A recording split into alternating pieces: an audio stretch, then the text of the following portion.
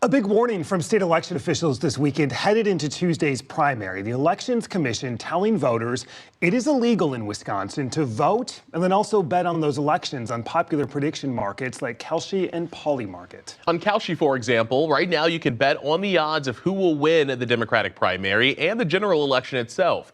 The company is now pushing back. Bobby Denault is Kalshi's head of enforcement and legal counsel, and he joins us now. Bobby, welcome to Upfront. Thank you so much for having me. It's great to be here. One of your colleagues called the guidance from the Elections Commission, quote, insane, blatantly unconstitutional, and illegal. Does that sum it up from your perspective? You know, it does. I think I'd add a few other adjectives. I think it's unprecedented, it's dangerous, and it's unlawful. So, you know, it's unlawful because federal law, not state law, applies to event contracts traded on Kalshi. Kalshi is a designated contract market that has a license from the federal government, has a federal regulator. And so it's not possible for a state to make it criminal for someone to participate in a licensed activity that is allowed under federal law. And 2 years ago, a judge in a federal court in D.C. actually ruled specifically that Kalshi's contracts on elections are entirely lawful and upheld our ability to offer those as a designated contract market that's federally licensed. And so, you know, states cannot criminalize activity that is lawful under the exclusive authority of the federal government. And we think it's unlawful for Wisconsin to come out and threaten citizens with criminal liability for participating in that type of behavior. So we got this guidance from the commission. You say that this guidance is unprecedented and dangerous. Is it worth the risk for voters? I think voters should exercise all the rights that they are entitled to exercise, including their right to vote and to have their voice heard and to trade on a legal contract market that's licensed by the federal government. What's important to us is that people know that they can exercise their rights. And we encourage the Wisconsin Elections Commission to make clear that that is the case, and it's why they didn't bring this suit in court. That's what you want from the Wisconsin Elections Commission. Does Congress need to better clarify this? I don't think they do. The law is pretty clear. It exclusively grants jurisdiction over prediction markets like Kalshi to the CFTC, and it allows the CFTC to regulate the contracts that are offered. And the CFTC and Kalshi have already litigated the issue of election contracts. So I think this is pretty well settled. And I think the state of Wisconsin, the Wisconsin Elections Commission, should take a look at those rulings and the federal law that applies here. Bobby Denault, the head of enforcement and legal counsel at Kalshi, thanks so much for your time. We appreciate it. Thanks for having me. With that, let's bring in Ann Jacobs, a member of the Wisconsin Elections Commission. Ann, good to see you. Welcome back. Thanks for having me. First, we just heard from Kalshi. I'm curious your broad reaction to their response. It is so over the top.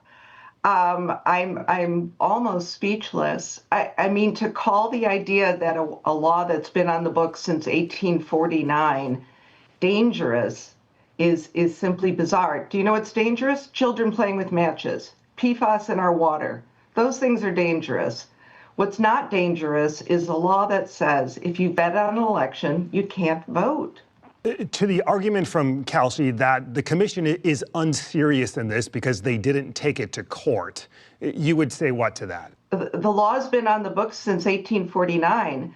All we've ever done is simply point out to people that this law exists because of concern that people may not have been aware of it.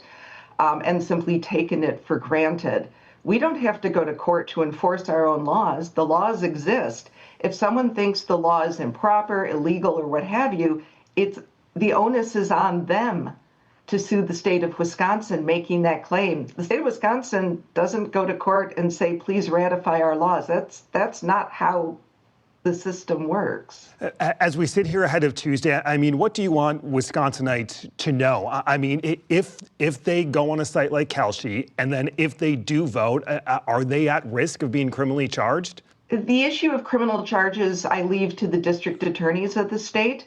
The Elections Commission doesn't prosecute people. We do not hold that authority.